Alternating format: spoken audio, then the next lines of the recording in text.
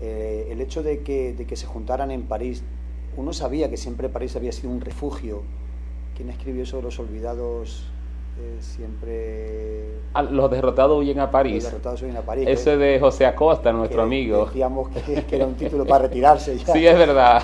Bueno, pues siempre esa idea tan bohemia de artistas refugiados en París, sin dinero, siempre, por lo menos a gente soñadora como un servidor, le movía mucho. Entonces la bohemia de verdad que reflejaba París en aquella época y que refleja Julio Cortázar. Escribió una obra de París era una fiesta, París una obra biográfica. París era una fiesta, que no hay que confundir con fiesta, que fiesta se refiere a Pamplona o San Fermines, pero París era una fiesta también parece que le tocó a Hemingway.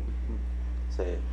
Hay una cosa importante en el caso de Cortázar. Él se va a París en el 51, sí. Pero él escribe una obra fundamental en el 51.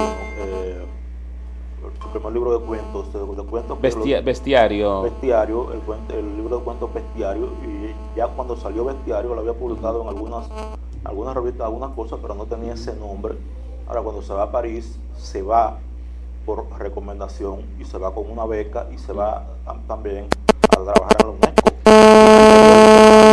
Anteriormente él había renunciado a un puesto público por problemas con el peronismo en Argentina. Sí, parece que tuvo conflictos serios sí, con Perón. Sí, entonces él se retiró y después que se retira trabajó como traductor del inglés al español y del francés al español.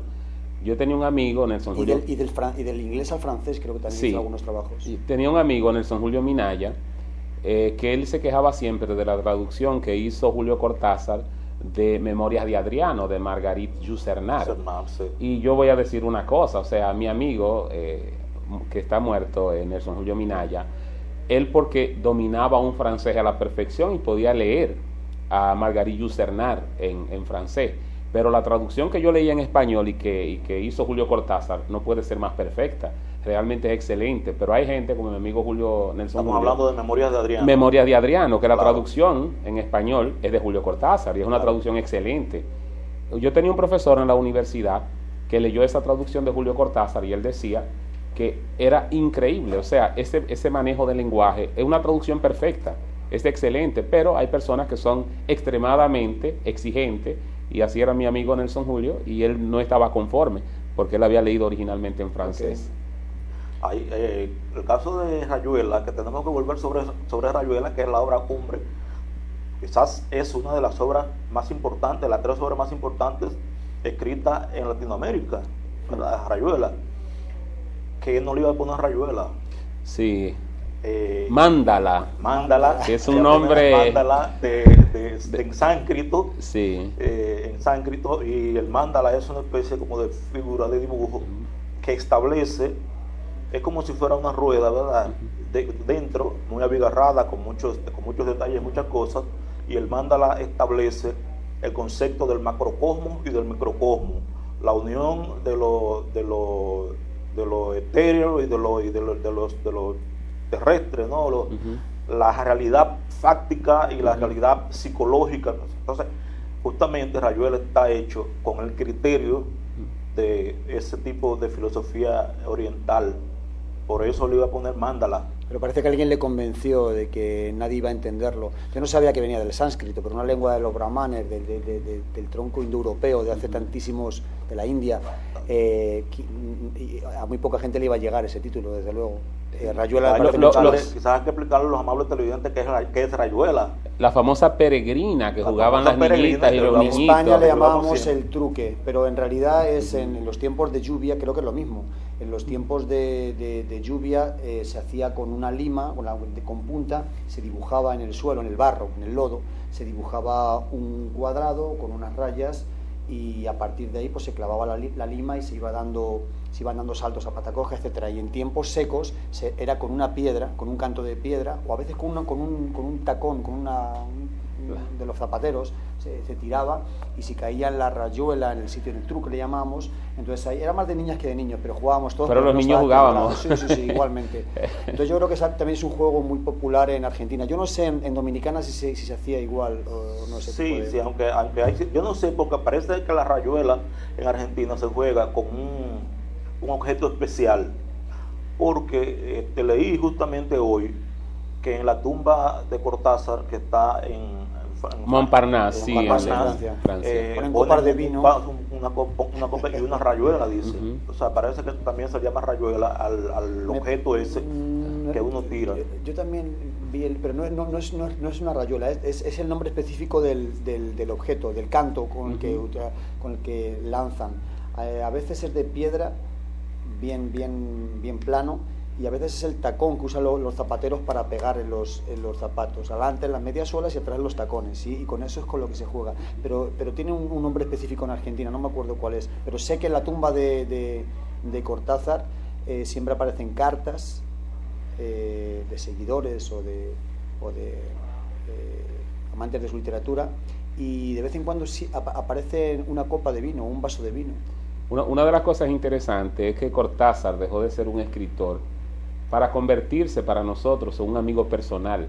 Sí. Cuando uno lee a Cortázar, uno no está leyendo a una persona que uno no conoce, sino algo que escribió un amigo para nosotros, para que supiéramos que él pasó por aquí, y hay una cierta complicidad. O sea, Cortázar es de los pocos, sí, es de los pocos escritores que se lee como si uno estuviese leyéndose a sí mismo. Es una especie de espejo. Ramón, pero ¿y qué me dices de cuando se le escucha?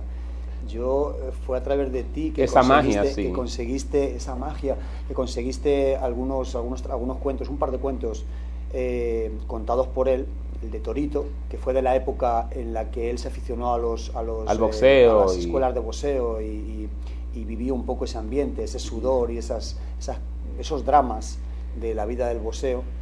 Y también conducta en los velorios. Entonces, yo que había escuchado a Cortázar en la entrevista esa de Joaquín Soler, que por cierto se le bebió el whisky y al final se le fumaban los cigarrillos también,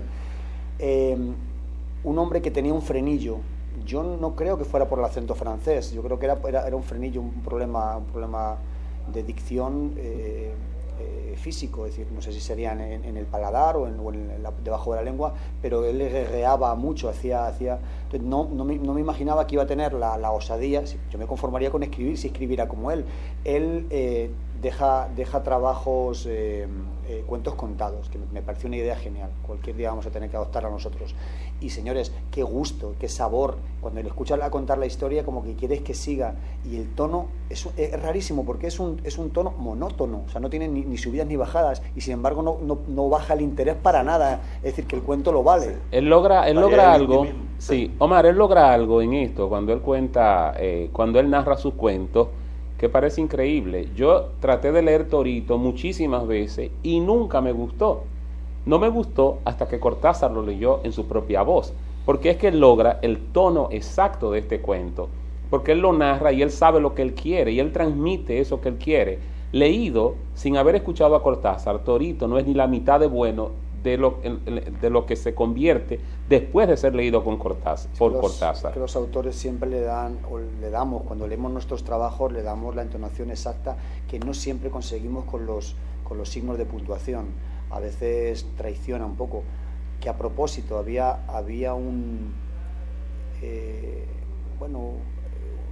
una reflexión que hacía Cortázar acerca de la coma, del uso de la coma. Hace poco yo creo que lo leímos en una de las tertulias. Que nos lo enviamos mutuamente. No sé si me acuerdo, decía, si el hombre supiera el valor que tiene la mujer, siempre estaría a cuatro patas detrás de ella, o siempre estaría en cuatro patas.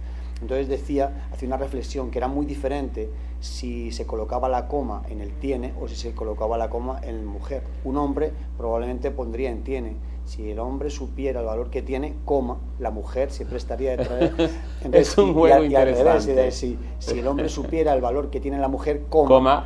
Estaría detrás. Entonces decía eso, ese juego tan ingenioso, me recordaba un poco a Quevedo, pero ese juego tan ingenioso, solamente de mover la coma a un lado a otro, nos enseña, la verdad, que aparte de mover las oraciones en función de los signos de puntuación, joder, el ingenio y la agudeza que tenía el tipo. Hay una característica que siempre persiguió a Cortázar y que creo que es lo admirable de él. Si nosotros vemos escritores latinoamericanos, pues nos damos cuenta, por ejemplo, que hubo